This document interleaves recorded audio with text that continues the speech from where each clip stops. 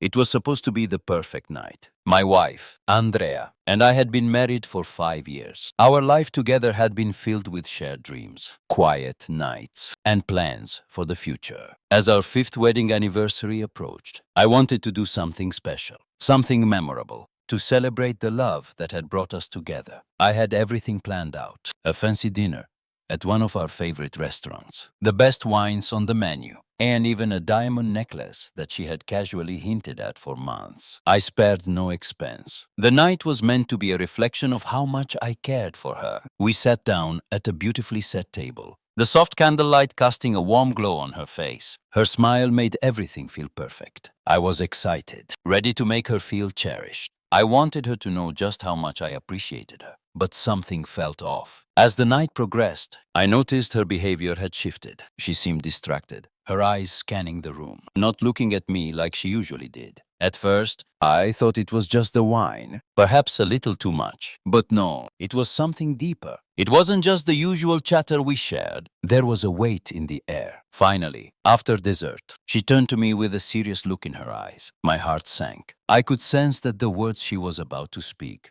would change everything. Rob, she started, her voice unsteady. There's something I need to tell you. I've been thinking about it for a while, and I think it's time I bring it up. I leaned forward, trying to gauge her expression. What could it be? Was she going to tell me she was ready to start a family? That we were going to take the next step in our lives together? We had talked about having kids before, but we both agreed to wait until we were more financially stable. We had reached that point in our careers, and I was ready for the next phase of our lives. But her eyes were avoiding mine, and her tone was far from the warmth I had expected. Honey, she continued, I think I need to explore who I am outside of this relationship. I think it will help me be a better partner for you in the future. I froze. My mind went blank. What did she mean by that? I could feel my pulse racing, and 1,000 thoughts rushed through my head. Was she talking about something else? Something that would take our relationship to a whole new level? I think I need to see other people. Rob, she said, almost pleading, I need to do this for myself. Please, I need you to understand. Her words hit me like a punch to the gut. I couldn't breathe. I tried to gather my thoughts, but they were tangled in a web of confusion and disbelief. Wait, what do you mean by other people? I stammered, my voice louder than I intended. I was starting to lose control of my emotions. Are you saying you want to date other men, sleep with other men? Her silence was deafening. And then, with a sigh, she nodded. Maybe, she whispered, but I promise it's not because I don't love you. It's because I need to find something within myself, something that I think will make me a better wife for you in the long run. The words didn't make sense. I stared at her, unable to wrap my mind around what she was saying. She wanted an open marriage, and she expected me to just accept it. The very foundation of our relationship was being torn apart right in front of me. I couldn't keep my anger in check any longer. My frustration bubbled to the surface as I tried to understand how she could even think this was acceptable. I felt my face flush with heat, my fists clenching under the table. This wasn't a conversation I was prepared for. How could she ask this of me? Are you really telling me you want to sleep with other men, and you expect me to be okay with it? My voice cracked with disbelief. How can you think that's okay? Her hand reached out across the table, but I pulled mine back instinctively. I couldn't let her touch me right now. Not when everything I thought I knew about our relationship was being shattered. I love you, Rob, she said softly,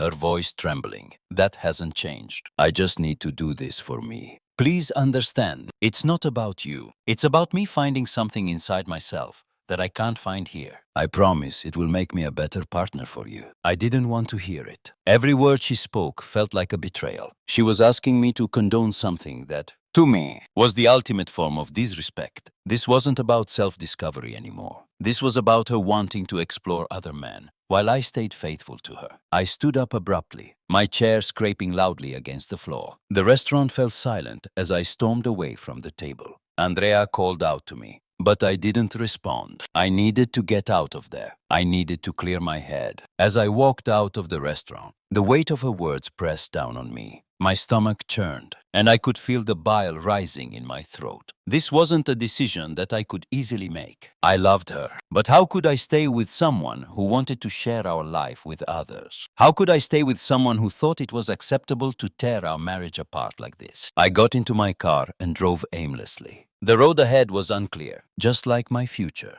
Would our marriage survive this, or was it already over? By the time I made my way home, the tension in my chest hadn't eased. I knew Andrea would be waiting for me. When I pulled into the driveway, I saw her standing at the door, her face drawn with concern. She rushed over as soon as she saw me get out of the car. "Rob, where were you?" "I was so scared," she said, her voice breaking. "I thought something had happened to you. Why did you leave like that?" I didn't respond right away. I just stood there, staring at her. I didn't know how to explain the storm that had just passed through my mind. I didn't know how to tell her that everything we had built together was now in jeopardy because of one conversation. It felt like a betrayal, not just of me, but of everything we had worked for, everything we had dreamed about. "I'm fine," I said finally, my voice stiff. "But we need to talk." "About what you said last night." Her eyes softened, and she nodded, stepping back as I walked past her into the house. I didn't want to stand in front of her,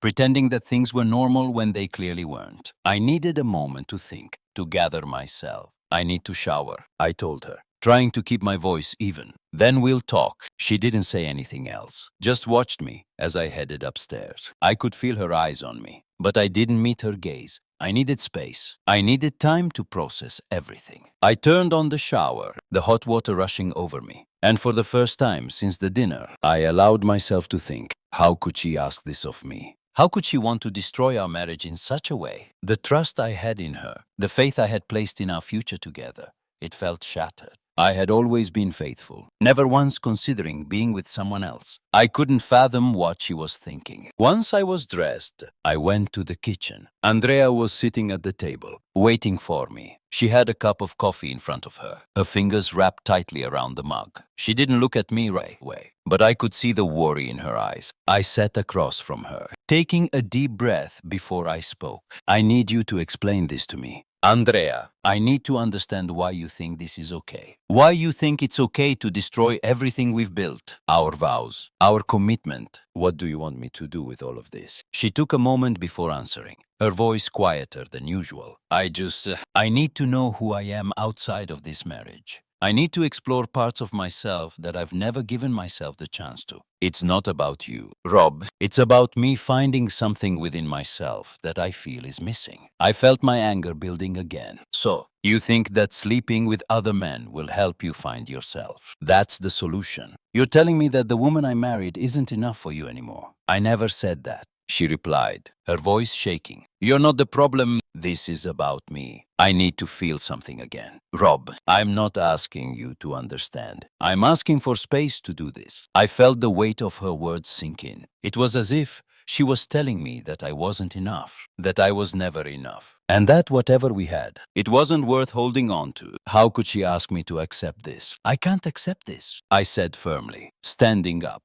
"You want to explore your options, Fine, but not at the cost of our marriage, not at the cost of everything we've worked for." As I stood there, the silence between us was heavy, almost suffocating. Andrea's eyes met mine, and I could see a mixture of guilt and resolve in them. She wasn't backing down. I could feel it in the way she sat there, her hands clutching the mug as if she needed something to hold on to, something to anchor her in this moment of tension. I paced around the kitchen, trying to process everything. I had never imagined a day like this.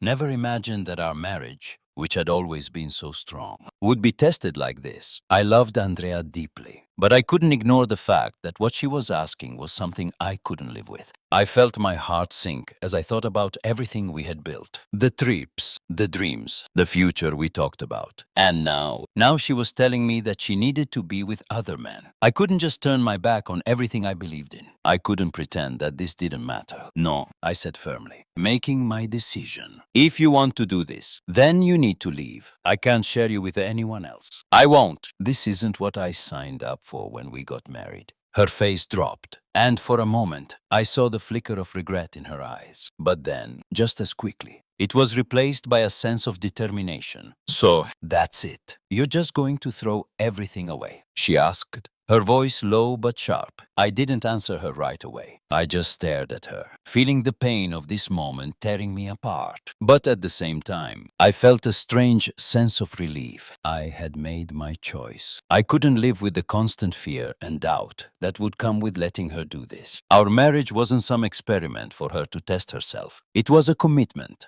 and I wasn't going to allow it to be reduced to something meaningless. I'm not throwing everything away. Andrea, I said, my voice steady. But you need to understand that I'm not going to sit here and let you walk all over our relationship. If this is what you need, then you need to do it without me. She stood up then, her face red with frustration, but her eyes still filled with tears. So, what now? She asked, her voice trembling. What am I supposed to do now? You need to leave. I said, if you want to explore yourself, as you say, then you can't stay here. I can't live with someone who doesn't respect the vows we made. The words stung, but I knew they were the only words I could say. I had to stand my ground. As much as it hurt to watch her go, as much as it tore at my heart, I knew this was the right decision. Andrea left that night. I didn't hear from her again for a while, but in the weeks that followed, I slowly began to adjust to life without her. At first, it felt like a void, an emptiness that I couldn't shake. I kept wondering if I had made the right choice, if there was any chance for us to reconcile. But the more I thought about it,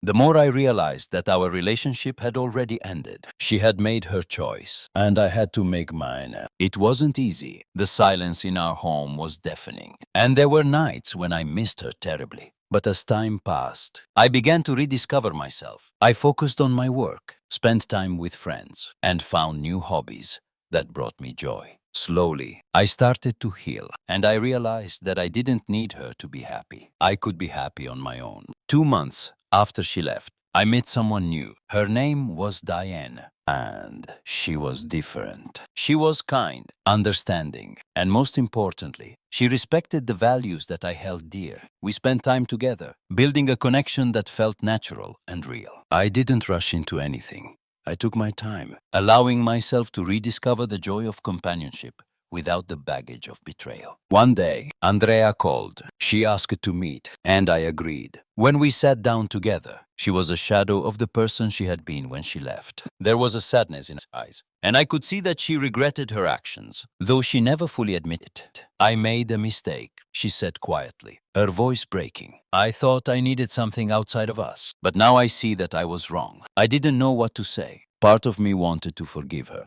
to take her back and rebuild what we had. But another part of me knew that what we had was gone. The trust had been broken beyond repair. I don't think we can go back. Andrea, I said softly, looking her in the eyes. What you wanted, what you did, it's not something I can forgive. Not completely. Her eyes filled with tears, but I didn't soften. I had to be strong. I couldn't let the past define my future. I've moved on, I said finally. I'm with someone else now, someone who respects me, who values what we had, and who understands the importance of commitment. She sat there in silence, the weight of my words sinking in. I could see that she was hurt, but I wasn't going to let her drag me back into a toxic situation. I had found peace, and I wasn't going to let it slip away. Andrea nodded slowly, understanding the finality of my decision. I'm sorry, she whispered, before standing up and walking away for the last time. As I watched her leave, I felt a strange sense of closure. The chapter with Andrea had ended, and I could finally move on. I had learned a painful lesson,